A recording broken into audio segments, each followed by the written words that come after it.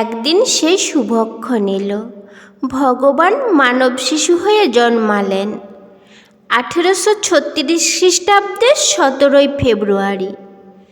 1242 সালের 6 ফাল্গুন বুধবার শুক্লা দ্বিতীয়া তিথিতে ভোরবেলা শ্রীরামকৃষ্ণ জন্ম নিলেন ঢেঁকি সালে। সেটাকেই আঁতুড়ঘর করা হয়েছিল। তাছাড়া আর ঘর কই বাড়িতে?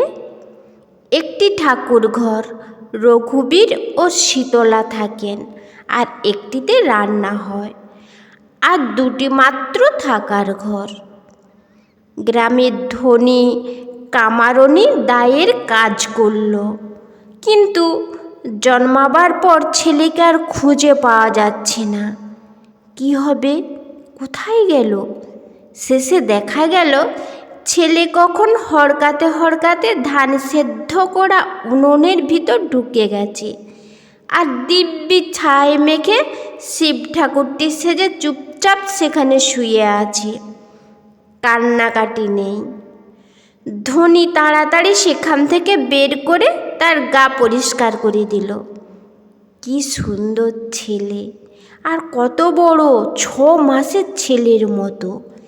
একবার দেখলে চোখ আর ফেরানো যায় না। কামারপুকুরের পর্ণকুটির আনন্দে ভরে উঠল। গ্রামে যে এসে ছেলে দেখে তারই বুক আনন্দে ভরে যায়। কামারপুকুর পল্লীর গাছে গাছে তখন নতুন পাতা গজিয়েছে, ফুল ফুটেছে কত, পাখিরা গান গাইছে।